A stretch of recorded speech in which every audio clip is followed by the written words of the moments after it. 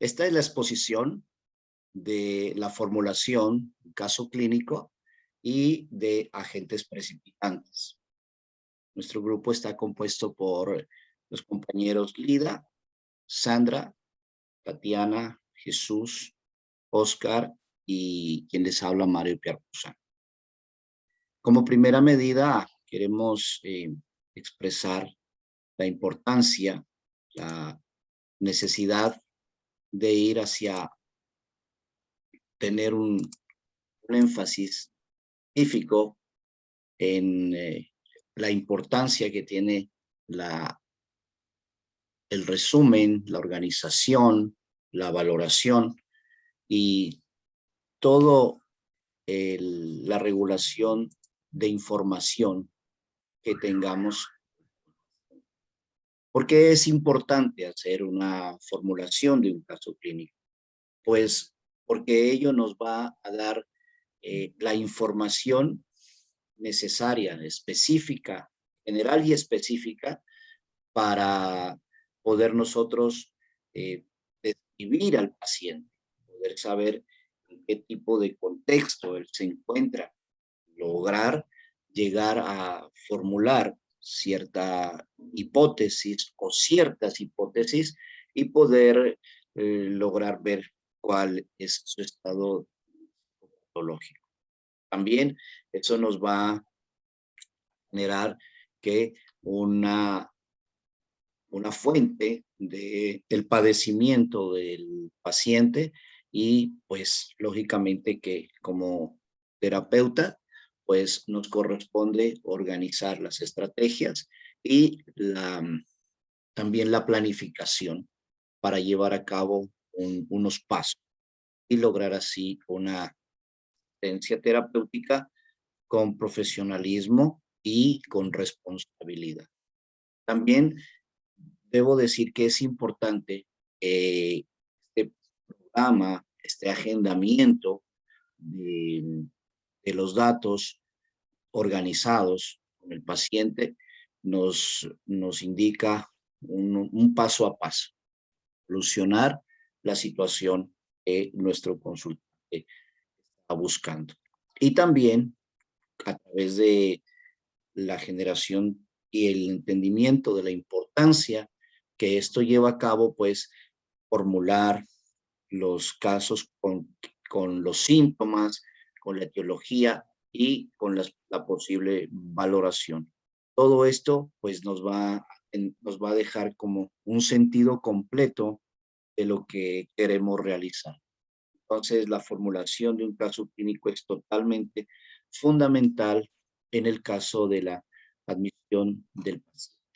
Bien, como segunda medida, pues quiero también dar a conocer el primer paso de las características que lleva la formulación del caso, es la importancia de comenzar por el principio y es tener unos muy buenos datos personales del paciente, una información asertiva, una información completa.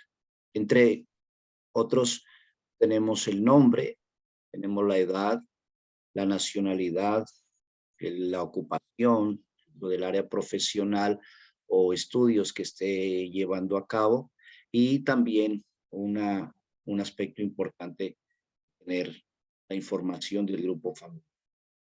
Lo que hemos visto como carencia dentro de los protocolos en las instituciones públicas y de pronto en algunas universitarias académicas es que dentro de estos protocolos hemos visto la carencia de contactos de quien asiste al paciente y de eso más adelante nuestra compañera Tatiana nos amplió una información importante. También conocer de primera mano a qué EPS puede corresponder su atención primaria y que como profesionales es algo importante que debemos saber las rutas de atención en caso de que se necesite una atención personalizada, algún asunto de una emergencia que necesitemos resolver con nuestro. Bien, aquí le doy paso a mi compañera Lida con el siguiente. Gracias, Mario. El siguiente tema es fuente de la derivación. ¿Qué es la fuente de la derivación? Es el ámbito de la mediación. Es cuando un profesional o institución remite a un paciente a otro profesional. Cada vez que un paciente llega a nuestra consulta, nos inundan esas ganas de querer ayudarlo. Sin embargo, hay veces que la persona necesita de otro tipo de tratamiento o profesional, por lo que debemos derivarlo. Cada caso es totalmente diferente y no existe un momento exacto para derivar, por lo que es recomendable que sea posible detectar en la primera entrevista o tal vez en la primera cita si realmente soy ese profesional adecuado para tratar algún tipo de patología o algún tipo de trastorno en cuestión. La mejor opción para derivar al paciente a otro profesional especializado es haciendo un diagnóstico para acompañar esa derivación y obviamente de esta forma el psicólogo podrá conocer tanto el perfil como las necesidades del paciente que acude a su consulta. Por favor, la siguiente. Gracias. Contexto de la consulta. En el contexto nos permite identificar si el consultante proviene del ámbito privado o si del ámbito público. Nos permite establecer condiciones para el encuadre, como cantidad de sesiones que necesitamos tratar con el paciente, la duración y obviamente nuestros honorarios. En el contexto de la consulta nos permite aclarar si se trata de una entrevista de admisión o si es una psicoterapia que la persona requiere. Se debe tener en cuenta que tanto en la entrevista de admisión como en la psicoterapia son dos modalidades que persiguen objetivos que son totalmente diferentes. Debemos tener claro si la entrevista es de índole público o si es privada, si quizás es una obra social o si es derivada por un médico o tal vez es una atención prepagada. Si es una consulta privada, ya que hay diferencia en aspectos como protocolos, continuidad y obviamente en los tratamientos que se requieren para el paciente. Por favor, la siguiente. Tipo de consulta. Así como hay distintos tipos de personas, también hay distintos tipos de consulta. En este sentido, no existe un enfoque psicológico que sea mejor o peor que el otro. Simplemente hay enfoques que se adaptan mejor a unas personas que a otras. ¿Cuáles son los tipos de consulta que hay? Demanda espontánea. ¿Qué es la demanda espontánea? Tiene que estar centrada en lo que el paciente le preocupa y le hace sufrir, el conflicto que tiene con otra persona o consigo misma. La derivación. La derivación, anteriormente lo había explicado, es la consulta que ha sido remitida por otro profesional o alguna institución. Interconsulta. La interconsulta se realiza cuando un profesional solicita asesoramiento o intervención con otro profesional, tal vez con relación a un determinado paciente. Escolar. La escolar, en este tipo de consulta, el profesional brinda asesoramiento a estudiantes, a padres, con el objetivo de mejorar el clima laboral con los profesores y también pues desarrollar diferentes programas de actividades informativas y obviamente pues que tengan que ver con la inclusión de niños con diferentes capacidades. Y por último tenemos la judicial. El profesional tiene como tarea básica realizar un diagnóstico y evaluar a las personas implicadas en procesos penales que servirán de asesoramiento a los jueces y a los tribunales. A continuación, quiero darle paso a mi compañero Oscar. Gracias. Resumen de la historia vital del paciente. A lo largo del ciclo vital, el ser humano está expuesto a situaciones, estímulos o circunstancias que ocurren de forma inesperada, que provocan cambios en la vida y que por ende puede alterar su estado físico y mental. En 1990, un grupo de pensadores denominaron life eventos o acontecimientos vitales. Lo anterior hace referencia a experiencias normativas. Un ejemplo de ello es cuando cambiamos de trabajo o de un centro educativo, o también cuando tenemos una cita amorosa. También encontramos experiencias no normativas. Un ejemplo es la muerte de un ser querido, enfermedades graves, como por ejemplo, enfermedades médicas como por ejemplo el cáncer, diabetes. También los problemas judiciales y las separaciones de los padres. Es importante aclarar que los acontecimientos vitales inevitablemente van a generar estrés. La siguiente, por favor. El momento actual. El momento actual hace referencia al estado emocional, como llega nuestro paciente a nosotros o a nuestro consultorio, si llega calmado o alterado. El ser humano, al vivenciar una nueva actividad en su vida, deberá acoplarse en su nuevo estilo de vida. El estado de ánimo o estado mental van de la mano. El estado de ánimo y el estado mental van de la mano, porque los pensamientos influyen en nuestro estado emocional. La siguiente, por favor. Nivel de malestar subjetivo. Podemos referenciarlo cuando una persona está padeciendo un estado de estrés que afectará su salud.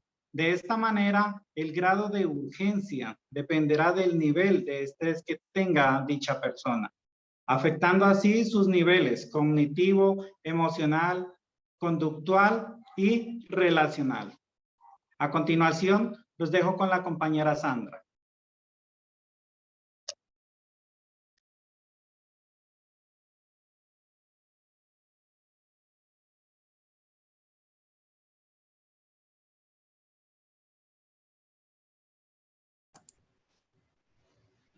Motivo de consulta. ¿Qué busca el paciente? El paciente busca ser escuchado. Busca ayuda para enfrentar situaciones que se afectan emocional y mentalmente, como una ruptura amorosa, problemas familiares, problemas en el trabajo y demás. Busca desahogarse para conocerse más a sí mismo, como también eliminar obstáculos que impidan alcanzar sus objetivos. ¿Qué espera del tratamiento? Recuperar su estabilidad, su salud mental, cambiar, crecer como persona, sentirse más seguro, mejorar sus relaciones familiares y personales, mejorar el control de sus acciones y emociones. Siguiente, por favor. Sistema atributivo. Identificar a qué contribuye el paciente lo que le ocurre. Existen muchos agentes que hacen que un paciente cambie emocionalmente, como por ejemplo, que llegue su tío a la casa y se acueste en su cama. Eso hace que altere emocionalmente. Siguiente, por favor. Estrategias de afrontamiento. ¿Qué ha intentado el paciente para enfrentar lo que le pasa? Mejorar su estado de ánimo, realizar actividad física como correr, saltar, caminar, sonreír más para aliviar el estrés, ser más sociable, interactuar más con personas cercanas. Evaluar factores de mantenimiento. Se debe realizar una estrategia que facilita la organización de la información recolectada en un proceso terapéutico, con el fin de limitar los problemas y estructurar un plan de interacción que fortalezca el cumplimiento terapéutico para cumplir sus metas clínicas. A continuación, nuestra compañera Tatiana. Continuamos, severidad sintomática y urgencia clínica. Entonces, como profesionales debemos identificar hospitales, clínicas o centros de salud donde posiblemente podamos llevar a nuestro paciente en caso de una crisis. Complejidad, cantidad de variables involucradas. Aquí identificamos la conducta o la conductual. Debemos verificar, hacer un análisis para mirar y determinar el por qué nuestro paciente tiene la conducta que no es normal en él. Y asimismo, identificar qué proceso podemos continuar. Distinguir para planificar lo ideal de lo viable. Identificar qué agente precipitante hace que nuestro paciente cambie emocionalmente drásticamente. O sea, que en un momento esté bien y de un momento a otro se encuentre en un estado emocional complejo que pues nadie de pronto ha conocido su estado en ese momento y todo el mundo pues se encuentra preocupado y por ende buscan el apoyo psicológico. Cronicidad. ¿Hace cuánto y en qué grado se encuentra el paciente en ese momento o su situación? Hay que determinar si es leve, si es agudo o si es crónico. ¿En qué grado de esos tres se encuentra? Para asimismo, buscar su proceso o su apoyo adecuado. Red de apoyo. Esa red de apoyo es demasiado importante, dado que en el momento en que nuestro paciente se encuentra en consulta y entra en crisis, debemos tener mínimo 3 contactos de emergencia. ¿Esto para qué?